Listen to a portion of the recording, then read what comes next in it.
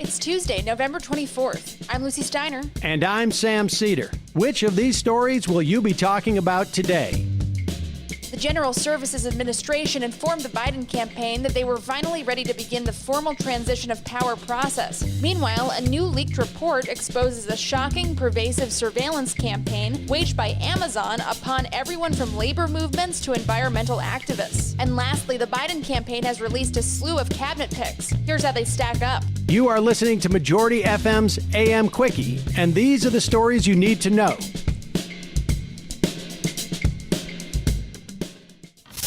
Donald Trump's tenure as president, including his extremely lackluster coup attempt, are coming to an end. On Monday evening, General Services Administration head Emily Murphy told the Biden campaign that she would begin the formal transition of power process. The GSA has been under fire for days because of Murphy's apparent reluctance to begin the process, which Democrats thought was evidence she was under pressure from the Trump administration to hold off. Murphy denied this in her letter to Biden on Monday, but come on. The decision means that the government can use federal funding to start Biden's transition process, and that Trump's officials have to coordinate with their counterparts in the incoming administration. Trump took this news, well, it's actually pretty hard to tell. He fired off 2 tweets shortly after Murphy's announcement, trying to make it look like the whole thing was his idea, saying, quote, "Nevertheless, in the best interest of our country, I am recommending that Emily and her team do what needs to be done with regard to initial protocols, and have told my team to do the same," unquote. But that tweet read like something Trump would not say at all. Certainly sounds like a real adult took over the Twitter app for that one. But it seems that the GOP and White House staff are waking up to the fact that Trump really doesn't have a leg to stand on. His legal efforts to dispute the vote have so far turned up approximately nothing, and even GOP officials urged Murphy to just get on with it. Adding insult to injury, Michigan officially certified its election results on Monday. Even the mega corporations are deserting him. On Monday, General Motors dropped its support for Trump's legal battle against California's emissions laws. What do they say about rats and sinking ships again? Meanwhile, remember Amazon? Sure you do. Well, we're here with another update on Jeff Bezos' retail and everything else monopoly being a terrifying dystopian fascist empire. The crime du jour? Domestic surveillance. According to internal reports leaked by Vice's Motherboard, the company has been waging a widespread, organized surveillance campaign on labor groups, as well as social and environmental movements, primarily in Europe. Their goal, it seems, was to keep tabs on all of their employees' organizing attempts to sniff out every possible hint of a union forming. To do so, Amazon contracted the notorious Pinkerton Detective Agency. Yes, the literal Pinkertons, famous for union busting way back in the olden days of the Homestead Massacre.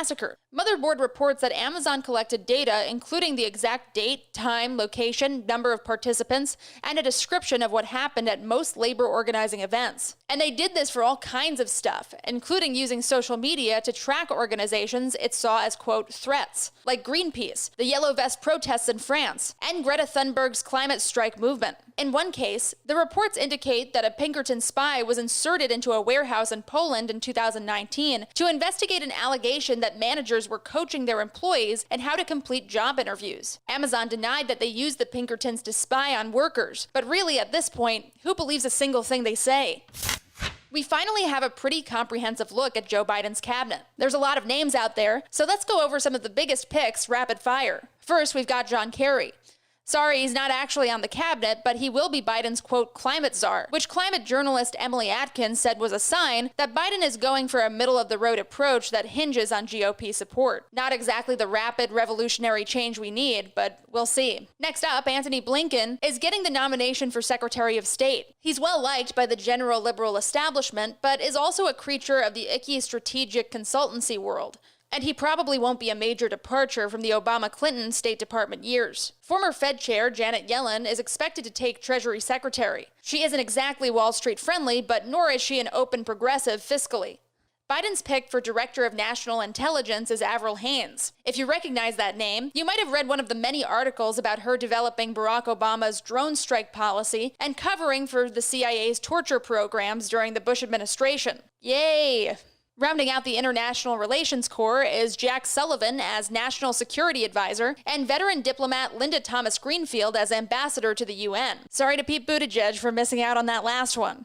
And finally, Biden will nominate Cuban-American immigrant Alejandro Mayorkas to be his Secretary of the Department of Homeland Security, a historic first for the agency, which, then again, shouldn't even exist, and was started by George W. Bush to consolidate power and infringe on civil liberties. So in other words, pretty much what we'd expect so far. No word yet on whether Bernie Sanders will be able to nab the Labor Secretary spot and maybe get some work done there, nor on whether Rahm Emanuel will successfully worm his way into the administration.